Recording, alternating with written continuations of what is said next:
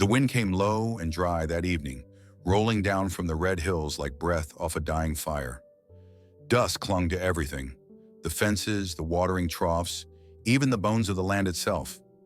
By the time the sun began to drop, Red Bluff looked painted in blood.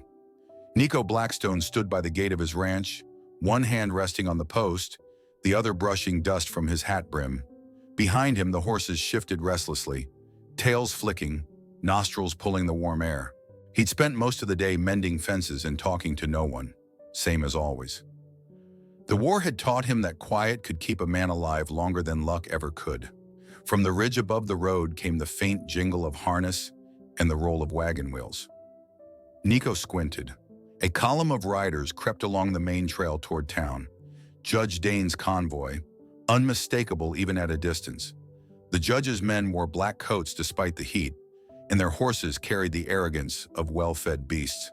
But what caught Niko's attention wasn't the wagons or the guards. It was the young woman sitting in the front carriage, half hidden by lace curtains fluttering in the wind. Her skin carried the bronze of the desert tribes, her hair a curtain of raven black, braided and bound with white ribbon, like someone had tried to polish a wild thing and make it proper. Leona. He'd heard her name whispered in town, the adopted daughter of Judge Dane. Folks said she was Apache by blood, but raised like a lady, trained to smile at parties and keep her head bowed when the judge spoke. Now, as her carriage rolled past the edge of his land, she looked out the window. For a brief heartbeat, her eyes met his. They weren't the eyes of a lady. They were the eyes of someone who'd seen fire and still carried the smoke. Niko felt something shift inside him, quiet but sure, like a horse sensing a coming storm. He'd seen that look before, years ago, in a different kind of war, just before the bullets started flying. He lowered his gaze, kicked the dirt from his boot, told himself to let it go. Whatever story she carried, it wasn't his to fix. But the sound of those wheels kept echoing down the canyon long after the wagons had vanished, as if the land itself refused to forget. Behind him, the sun bled into the horizon. Red Bluff shimmered in the haze, a town that looked calm enough to fool outsiders. But Niko knew better. He'd seen the rot under the paint, men who wore badges for money, landowners who called theft progress, a judge who preached law with one hand and buried bodies with the other. He took a long breath, the taste of iron and dust on his tongue. That night, when he brought the horses in, the wind shifted. It came from the east, carrying the smell of smoke and something else, something like trouble. Niko leaned on the stable door, eyes tracing the dark ridge beyond his fields. Somewhere out there, that Apache girl was being paraded through the judge's grand house dressed in silk and silence. He didn't know her story, didn't plan to. But when he closed his eyes, he still saw her looking back at him through that carriage window.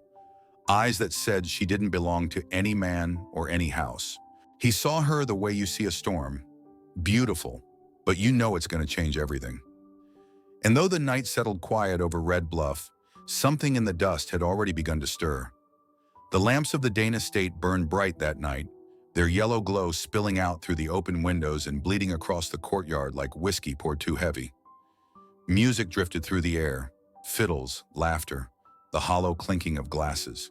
Red Bluff hadn't seen a party this fine since the railroad men first came through, and Judge Dane made sure everyone remembered who ran this town. Niko Blackstone rode up slow, dust still clinging to his coat from the trail. He wasn't invited, he never was. But the judge's stable hand had sent word earlier that day. They needed fresh horses delivered for the guests, and Niko's ranch bred the strongest stock in the county. He figured it was just business. Inside, the ballroom shimmered like a lie. Gold-rimmed mirrors, white dresses, and the smell of perfume trying to cover something rotten. Niko handed the reins to a servant and lingered near the edge of the yard. Through the tall windows, he could see her, Leona. She stood beside the judge, her hands folded just right, her shoulders stiff as carved stone. The white silk gown they put her in looked all wrong against her copper skin. She didn't look like a bride-to-be. She looked like a prisoner dressed for her own sentencing. The mayor's son, thin, slick-haired, with the soft hands of a man who'd never worked the earth, hovered at her side. When he reached to touch her arm, Leona flinched. Nobody noticed.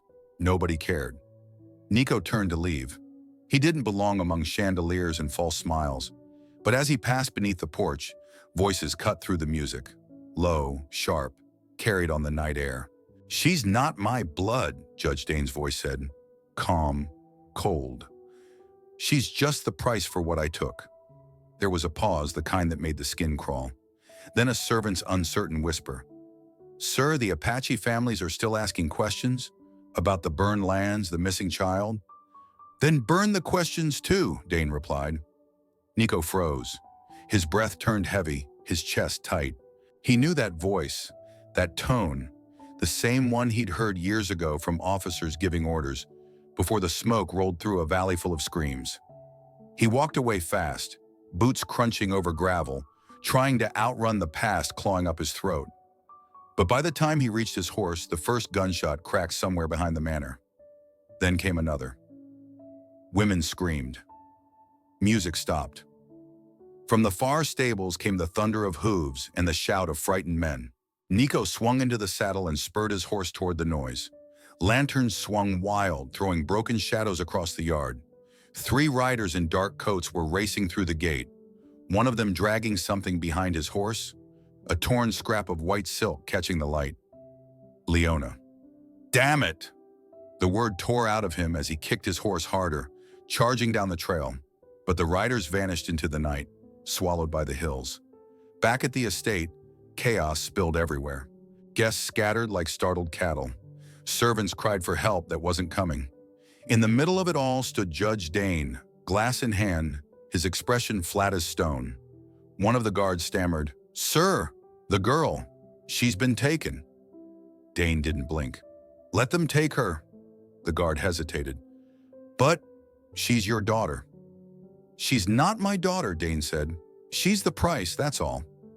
Niko heard it from the dark edge of the yard, half hidden behind the fence.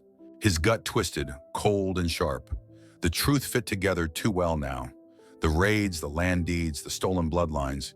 He turned his horse toward the open range, gripping the reins so tight his knuckles burned. The trail wound east toward the Badlands, a place no lawman followed and no preacher blessed. He knew the terrain like the back of his scarred hand. As the moon climbed high, he rode hard, dust and wind clawing at his face. Each hoofbeat drummed against the weight in his chest, the memory of a burning Apache village, the sound of women wailing, and a single child crying beneath the smoke. He'd buried that sound years ago, thought it was gone, but tonight it came back. This wasn't about justice. Not yet. He wasn't chasing her to play hero. He was chasing her because, for the first time in years, he saw a chance to stop being the man who watched. And maybe, if he could bring her back alive, he could bury something else along the way. His own damn ghosts. The night wind howled through the canyon as he vanished into the dark, a lone rider chasing redemption through the dust of Red Bluff. The trail wound like a scar through the high country, pale under the moonlight. Niko rode hard, pushing his horse past reason. The animal's breath steamed in the cold night, hooves striking sparks from the rock. Every sign he followed, the half-buried hoof prints, a torn strip of white silk caught on a cactus spine, pulled him deeper into the Badlands. Somewhere ahead, the men who'd taken Leona were making camp. He could feel it in his bones, that strange sixth sense that soldiers carried long after the guns went silent. The night had that stillness before a storm, when even the wind seems to hold its breath. By the time he found the mine, dawn was still hours away. The place sat carved into the side of a stony hill, framed by jagged ridges and shadows that looked alive. The wooden support beams at the entrance had long since rotted, and a sign swung loose, creaking in the wind. Eagle Vein Mining Co., abandoned since the war. Niko dismounted, tied his horse, and drew his revolver. The faint glow of a fire flickered deep inside the shaft. Voices floated out, 2 men talking, their laughter sharp and mean. Boss said get it done before sunrise. Yeah, well, I don't like the way she looks at me. Makes my skin crawl. Then quit looking at her. They laughed again. The sound crawled under Niko's skin. He moved like a shadow through the rocks, boots silent on the dirt. The soldier in him took over. No mercy, no hesitation. The first man stepped out to take a leak, humming off key. A heartbeat later, he dropped without a sound, Niko's knife buried clean under his ribs. The second barely had time to look up before Niko's revolver barked once, the flash lighting his face for the last time. Inside, the mine reeked of sweat, blood, and old dust. The air was so thick it felt alive. In the corner, Leona was tied to a wooden post, wrists raw, face streaked with grime. The moonlight spilling through a crack in the rock brushed her skin in silver, like a ghost half remembered. Niko crouched, cutting through the ropes. The knife scraped against the knot, rough and steady. "Easy," he said, voice low, careful. "I'm not them." Leona's eyes snapped open. She flinched, pressing back against the wall, breath ragged. "They all say that," she whispered, her voice hoarse and trembling. The words hit him harder than a bullet. For a second, he saw the ghost of that village again. The smoke, the flames, the faces. Maybe she was right. Maybe he was one of them, no matter how far he ran. But there was no time for reckoning. He slipped his coat around her shoulders, lifting her as gently as he could. Her body was light, too light, bones and bruises under fabric that used to be white. Outside, the wind had picked up. It whipped through the hills, carrying the smell of sulfur and rain. Niko looked back into the mine one last time. The two men lay where they fell. Lanterns spilled, oil soaking the ground. He kicked one over. Flame caught quick, crawling up the beams, feeding on dry wood and gunpowder dust. Within seconds, the whole entrance bloomed in orange light. The fire roared, wild and hungry, licking the dark like it meant to erase it. Niko carried Leona out through the smoke, one arm shielding her face, the other gripping his revolver. Behind them, the mine collapsed with a deep groan, sparks raining down like falling stars. At the ridge, he turned back. The flames danced high against the cliffside, turning the sky red. Leona's eyes were open now, reflecting the fire, two small mirrors holding everything she'd survived. For a long moment, neither of them spoke. Then she whispered, barely audible over the wind, "You should have left me." Niko's jaw tightened. "Maybe," he said quietly, "but I didn't." He looked east, where the first hint of dawn painted the horizon in pale blue. The world was still dangerous, still cruel, but for the first time in a long while, he wasn't running away from it. He set her on the saddle, climbed up behind her, and turned the horse toward the rising light. Behind them, the mine burned on, a grave for the men who'd built it, and a pyre for everything that had tried to kill her spirit. The wind carried the smoke down the valley, whispering through the rocks like a prayer. By the time the sun clawed its way up the eastern rim of the desert, the wind had gone still. Niko had ridden through the night, guiding the horse down a dry riverbed until the first blush of dawn touched the sky. The place he found wasn't much, a narrow canyon with one cottonwood and a trickle of water hiding between the stones. But it was quiet. Safe enough for now. He set Leona down on a blanket near the fire he'd built. She was still half conscious, lips cracked, breathing shallow. The firelight painted her face in soft gold, and for a moment, she didn't look like a ghost dragged out of hell. She just looked tired, bone-deep tired. Niko filled his canteen at the creek and poured a little over the cuts on her wrists. She flinched, a soft sound slipping through her teeth, but didn't pull away. The water ran red for a heartbeat, then clear again. "Easy," he murmured, dabbing at the wound with the edge of his shirt. "Ain't much, but it'll keep you from festering." Her eyes flickered open, dark and watchful. He saw the fear there, the kind that didn't come from one night's horror, but from years of being hunted. He knew that look. He'd worn it once himself. When the sun was high, she stirred again, turning toward the fire. Her voice came slow, rough like gravel. "You got a name?" "Niko," he said. "Niko Blackstone." She stared into the flames for a long time. When he asked hers, she went silent again. The fire cracked. The horse snorted softly somewhere behind them. Finally, she said, "They took it from me. You can call me what's left, Leona." Niko nodded, not pushing further. Names were heavy things out here. Folks lost them in wars and fire and shame. Sometimes you only got back a piece. He stood, went to the creek again, filled the canteen. When he came back, she was watching him, not the way a woman watches a man, but the way a cornered animal watches a hand reaching too close. He knelt down, handing her the water. "Drink slow." She did, and when the canteen was empty, she wiped her mouth with the back of her hand, never breaking his gaze. "Why?" she asked. He frowned. "Why what?" Her tone sharpened. "Why would a white man save an Apache girl?" For a second, the only sound was the fire popping. Niko looked away, jaw tightening. The question cut deep, not because it was cruel, but because it was true. "Because," he said finally, voice low, "I'm tired of watching good people die while I keep my hands clean." She stared at him, weighing his words like a blade in her palm. There was something in his tone, an old kind of hurt, the kind that didn't fade no matter how many fences a man built around it. Leona looked back toward the canyon walls where the sunlight spilled through cracks in the stone. "You think saving me will fix what you done?" she said softly. He didn't answer. Didn't have to. The silence between them said enough. After a while, she pulled the blanket tighter around her shoulders. "You should leave me. You'll be hunted if they find out." Niko tossed another stick on the fire.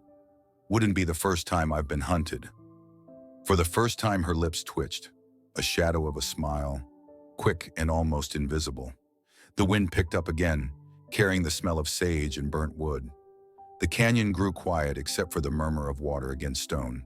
That night, under the wide desert sky, they sat across from each other in the glow of the dying fire.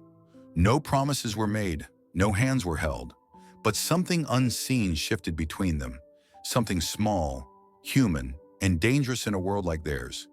It wasn't love, not yet. It was mercy. And out here, mercy was rarer than rain. By the third morning, the canyon had gone silent again. Just the wind and the distant cry of a hawk circling above. Leona was strong enough to stand, though her wrists were still raw beneath Niko's bandages. He watched her wash the blood from her arms in the creek, the red mixing with the dust until it vanished downstream. He didn't say much as they broke camp. He never did. Words were a luxury for men who slept easy.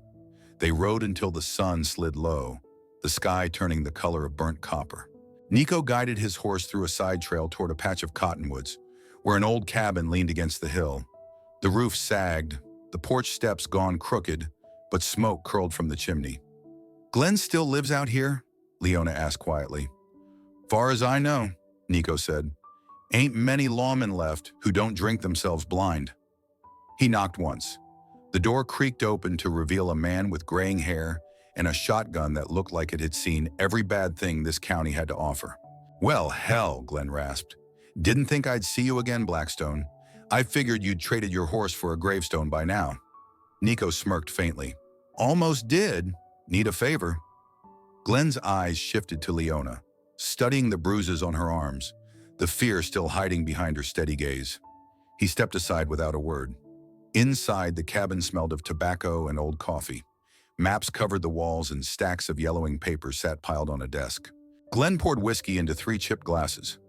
"I don't touch that," Leona said. "Then more for me," Glenn grinned, tossing it back. "What brings you?" Niko leaned against the wall. "Judge Dane. He's still running things." Glenn's grin faded. "Running? Hell, he owns the county. Sheriff's his dog, banker's his kin. Nobody pisses without his say-so." He reached under the desk, pulled out a leather folio, and slid a few papers across. "You remember that land south of the bluff? Used to belong to the Red Mesa tribe. Found this while clearing out courthouse files." Leona stepped closer. Her hands trembled as she unfolded the papers. The seal of the territory shimmered under the lamplight, stamped over a name that had been crossed out. Beneath it, written in bold black ink, was Albert Dane, the new legal owner. Her mother's name lay beneath the strike mark, barely visible. She whispered it once, like a prayer, like an ache. Then her face hardened. "He didn't just take our land," she said, voice shaking. "He took her name. Our name." Glenn rubbed his chin. "He's got a ledger, too. Keeps every deal, every bribe, every bit of blood he's bought. Locked up tight in his study. Folks call it the Black Book." Leona's eyes lifted, sharp as flint. "Then I'll take it." Niko turned toward her. "You mean steal it?" She met his gaze, unflinching. "You call it what you want. I call it taking back what's mine." Glenn chuckled bitterly. "You'll need a death wish to get near that house. He's got guards thicker than flies on honey. Leona's jaw set. He took everything from my people. I won't run from ghosts anymore. For a long moment, no one spoke. The fire popped, sending shadows crawling up the walls.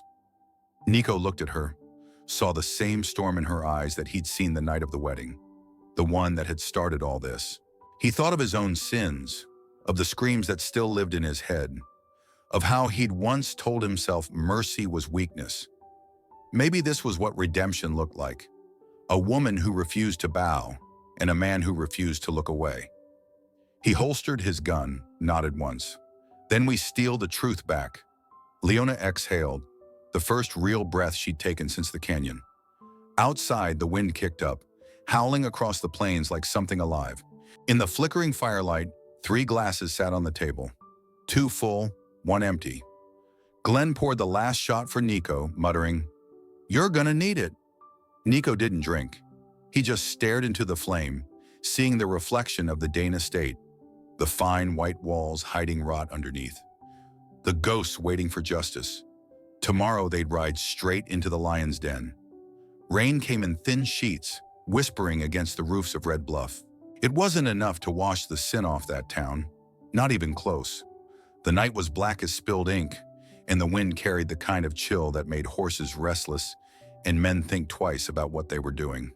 But Niko and Leona didn't think twice. They were past that. They reached the Dane estate near midnight. The house sat at the edge of town like a monument carved from greed. 2 stories of whitewashed lies, with light burning in the upper windows and shadows pacing behind the curtains. Niko tied the horses under a cypress tree, their breath steaming in the cold air. "We go quiet," he whispered. "1 shot and the whole damn place wakes up." Leona nodded, her face pale under the brim of Niko's old hat. She wore a dark coat that hung loose around her frame, her braid tucked beneath the collar. The rain ran down her cheek, cutting clean paths through the dust and ash that still clung there. They slipped through the back fields, past the barns and the silent wagons. The kitchen door was locked, but Niko pried it open with his knife, the wood creaking like a confession. Inside, the air smelled of cigar smoke, perfume, and rot. The sound of a clock echoed through the hall, steady, smug, and cruel. They moved fast, staying low. Leona led the way down the corridor, her steps certain. She'd lived here once, long enough to know where the judge kept his secrets. In his office, the air felt heavier, as if the walls themselves were listening. Books lined the shelves, untouched. A portrait of Dane hung over the fireplace, smiling that same politician's smile that never reached his eyes. Niko knelt by the rug and pulled it back. Beneath, a metal plate gleamed faintly. A safe. Leona's hands trembled as she brushed dust from the dial. She whispered almost to herself, 1865. The lock clicked.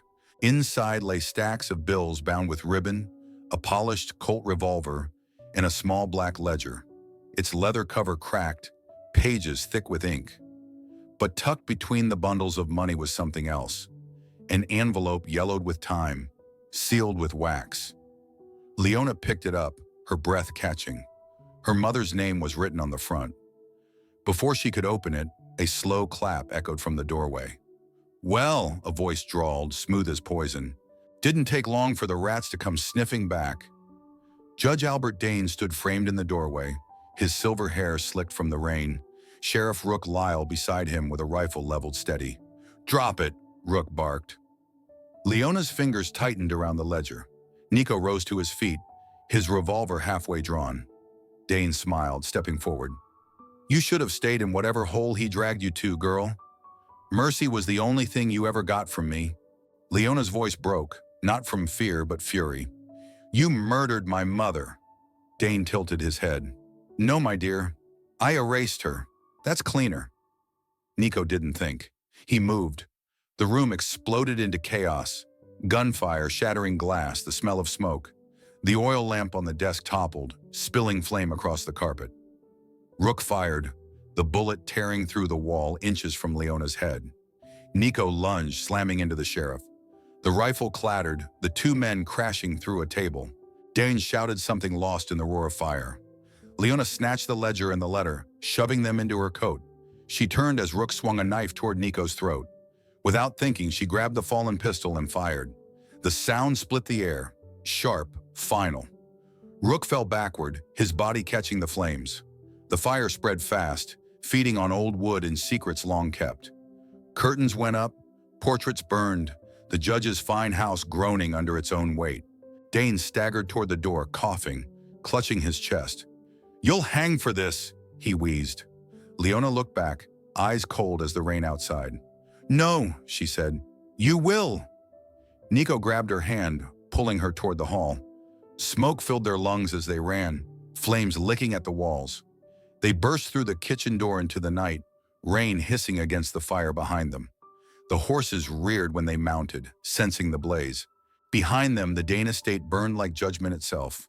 Windows bursting, timbers collapsing, sparks flying up into the storm. They rode hard through the fields, wind and rain whipping their faces, the fire chasing them across the dark horizon. When they finally stopped on the ridge above Red Bluff, Leona turned in the saddle.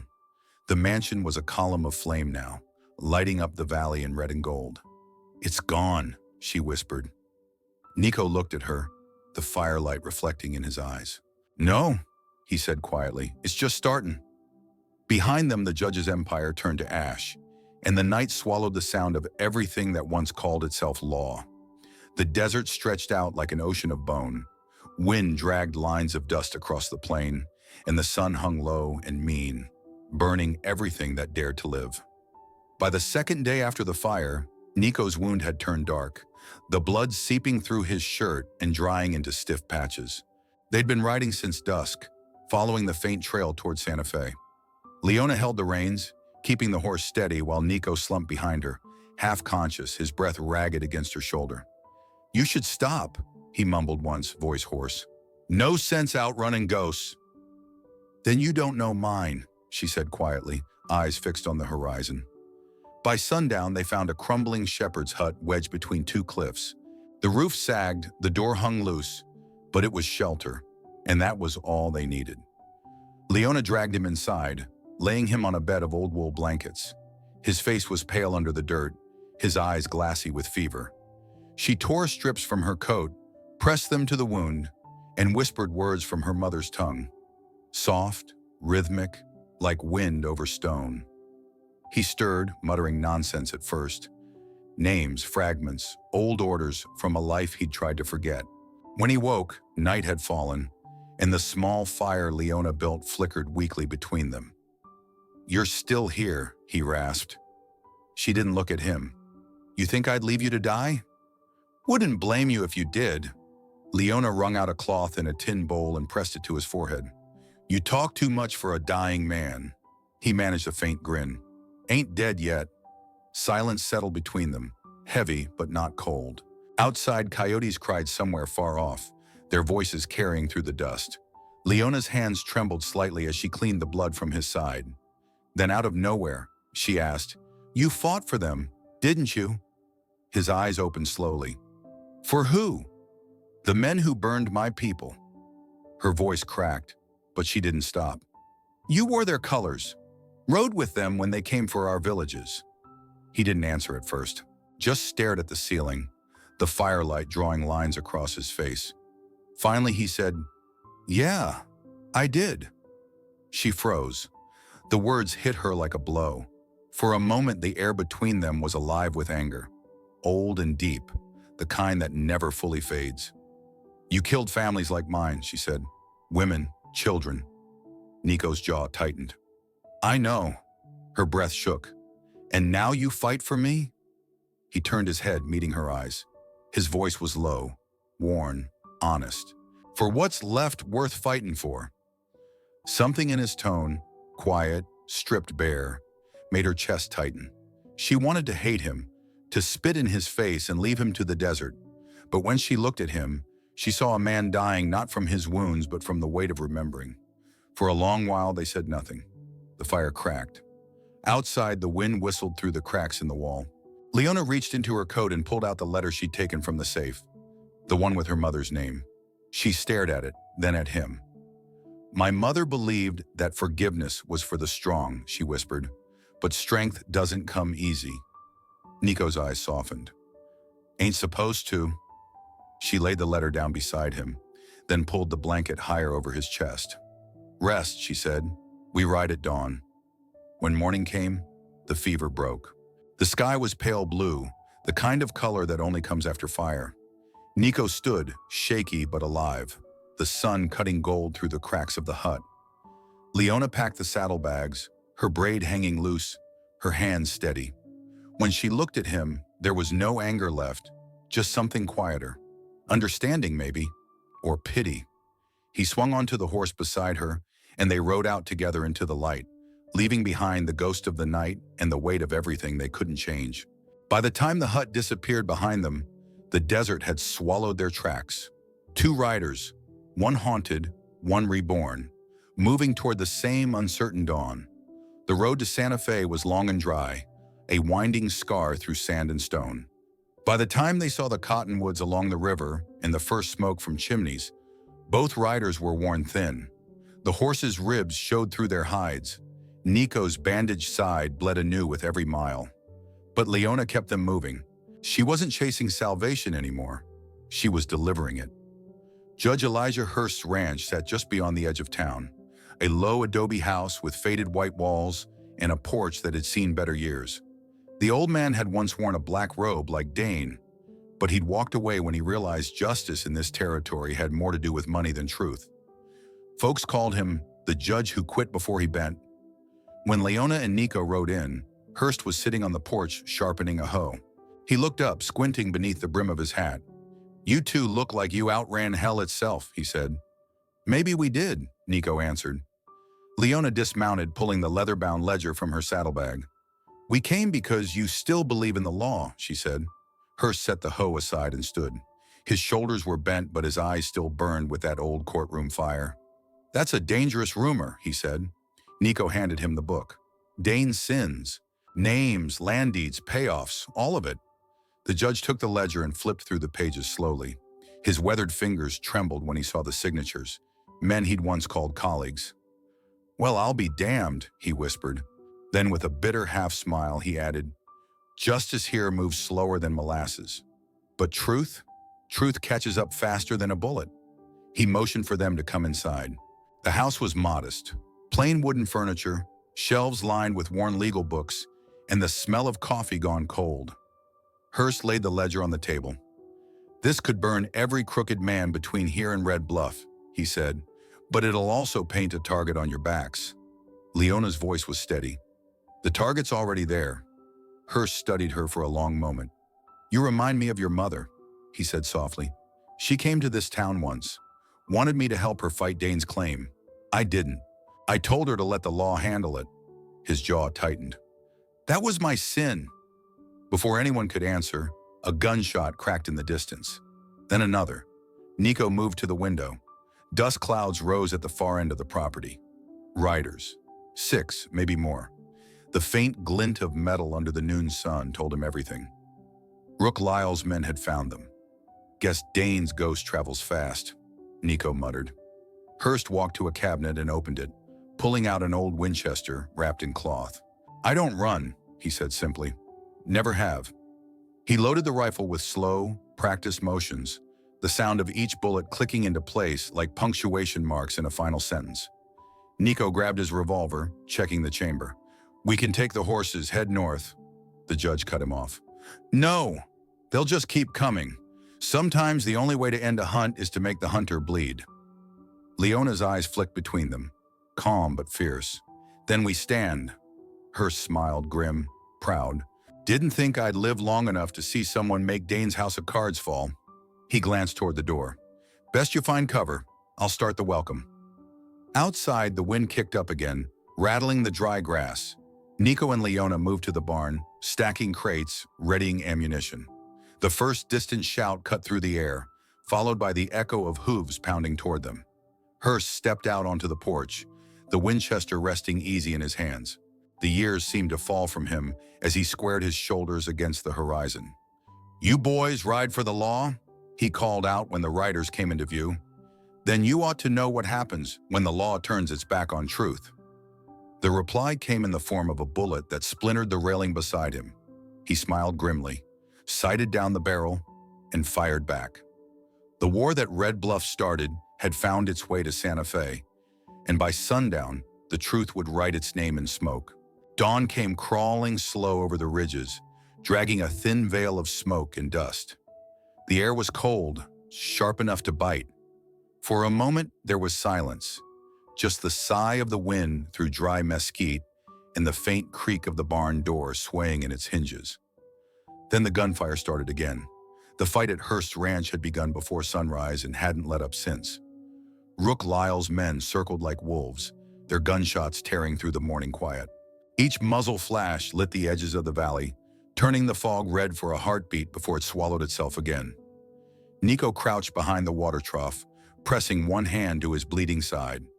His shirt was soaked through, his breath coming in ragged pulls. The bullet hadn't gone clean through, just deep enough to hurt like hell. He reloaded with shaking fingers, grit and blood mixing on his skin. Across the yard, Leona hid behind the corral fence, clutching the Colt. .45 he'd given her before the fight began. Her hands trembled, but her eyes were steady. The same wind that carried smoke also carried her heartbeat. It was all she could hear above the chaos. From the porch, Judge Hearst fired in measured bursts, each shot deliberate. The old man's aim was true, even when his knees weren't. "Keep your heads down," he shouted, his voice hoarse but fierce. Rook's gang was pinned for now, but there were too many of them, too well armed. The scent of gunpowder clung to the air like rain that wouldn't fall. Niko ducked low, scanning the far side of the corral. He saw a flicker of movement, a hat brim, a flash of steel. Before he could shout, a rifle cracked. The bullet grazed his arm, spinning him sideways. He hit the dirt hard, stars exploding in his vision. "Niko!" Leona called out, panic cutting through her voice. He tried to push himself up, but his legs betrayed him. "Stay down!" "Ah!" he barked, but the sound came out more like a groan. Rook Lyle stepped into view, his coat flapping in the wind, his eyes dark and wild. "You should have stayed buried with the rest of them, Blackstone," he sneered, leveling his revolver. "You and that squaw of yours." Leona rose from behind the trough before she even realized what she was doing. "Don't you call me that," she said, voice low, shaking but dangerous. Rook turned toward her, laughing. "You think you can kill me, girl? You ain't even—" He didn't finish. Leona fired once, the kick slamming into her shoulder. The shot missed, shattering a lantern hanging by the barn door. Flames licked up the wall, hungry and fast. "Goddamn fool," Rook hissed, advancing. He fired. Once. Twice. The first bullet tore into Niko's side again. The second whistled past Leona's ear, burying itself in the post behind her. Niko tried to lift his gun, but his arm went limp. The world swam in and out of focus. The barn, the fire, Leona standing there, framed in the growing light. Rook kept walking, boots crunching over glass and ash. "You should have run, girl," he said, cocking his revolver. Leona raised her gun, both hands shaking, her chest rising and falling. Her voice came steady this time, sharp as flint. "You can't kill what's already dead to you." The Colt roared once. Rook jerked back, eyes wide, then dropped to his knees. The revolver slipped from his fingers. He fell face first into the dust, smoke curling around him like a shroud. The ranch fell silent, except for the crackle of the fire spreading along the fence. Leona stood frozen, the gun still raised. Niko coughed, blood painting his lips. "You did it," he whispered. She turned toward him, tears cutting clean streaks through the soot on her face. "No," she said softly. "We did." The first light of morning broke over the mountains, gold spilling across the valley, washing the blood from the color of night. The smoke rose high, gray and slow, drifting toward the sky like a prayer. Judge Hearst limped out from behind the porch post, rifle in hand, scanning the fields for movement. When he saw Rook's body, he exhaled, shoulders sinking. "It's done," he said quietly. "Red Bluff's ghost can rest now." Leona helped Niko to his feet. He leaned on her, weak but alive, his eyes fixed on the rising sun. The wind shifted, carrying away the smell of blood and smoke, replacing it with something cleaner, the scent of wet earth after rain. For the first time in years, Niko felt the weight in his chest lift. The fire at dawn had burned away more than just wood and flesh. It had burned the past clean. And in that light, two souls stood on the edge of something new. watching as the sun chased the last shadow from Red Bluff. The wind that crossed Socorro del Norte carried the scent of corn and horses, not gunpowder or blood. Spring had come slow that year, the earth reluctant to forgive, but when it finally did, it bloomed with quiet grace. Leona and Niko's cabin stood near a clear stream that bent around a field of young corn. The boards were rough cut, the roof still patched in places, but the smoke rising from the chimney each morning was steady. Out here, at the edge of the map, the world had gone still enough for two broken souls to start breathing again. Niko split wood in the yard, shirt sleeves rolled up, his scars faded but never gone. The bullet wound along his ribs ached when the weather turned cold, a ghost that would never fully leave him. Leona often caught him pausing mid-swing, staring out at the horizon like a man listening for echoes that no longer answered. She didn't ask what he heard. She knew. Leona tended the garden, bare feet pressing into soil that once belonged to her mother's people. The land was stubborn, like her, slow to trust, but alive all the same. When the corn sprouted, she smiled for the first time in weeks. "The ground remembers kindness," she told him once, "even after all it's seen." No one in town spoke of Judge Dane anymore. They said he died in his cell, heart stopped one morning before breakfast. The paper called it justice served. Niko called it too easy. Leona just said nothing. Some men were better left to rot in silence than remembered at all. They'd stopped counting the days since the fire. Out here, the measure of time came from small things. The thaw of river ice, the steady hum of crickets at night, the way Leona's laughter slowly lost its edge. Then one dawn, Niko opened the cabin door and froze. There on the porch lay a small bundle wrapped in a faded army coat. The morning was so still he could hear the creek whispering beyond the trees. Leona stepped beside him, heart pounding. She knelt, unwrapping the cloth. Inside was a baby, no more than a few weeks old, cheeks flushed from the cold, eyes closed tight. A small brass button glinted on the coat's collar. U.S. Cavalry. For a long time, neither of them spoke. The baby stirred, let out a thin cry, and Leona instinctively drew her close. The warmth between them felt like something sacred, fragile, undeserved, but real. "She deserves a name that can't be stolen," Leona whispered, rocking the child gently. Niko looked at her, at the dawn breaking soft behind them, and said, "Then call her Clara. Means clear." Leona repeated the name under her breath, as if testing how it felt against the air. "Clara," she said again and smiled. By noon, Niko had built a small crib out of leftover wood, and Leona lined it with wool from the blanket she'd carried since Red Bluff. When the baby finally slept, they stood together by the door, watching sunlight spill across the hills. Smoke rose straight from the chimney, curling toward a sky so blue it almost hurt to look at. Horses grazed by the fence, the cornfield shimmered in green, and for the first time the land felt quiet, not empty, but at peace. Niko slipped an arm around her shoulders. "We did all right," he said softly. Leona leaned her head against him. "The land remembers," she murmured. "Everything, the blood, the fire, and the ones who made it right again." The wind stirred the grass, whispering through the valley like a prayer spoken long ago.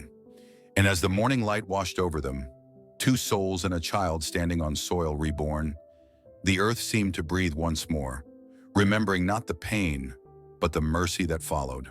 The land remembers,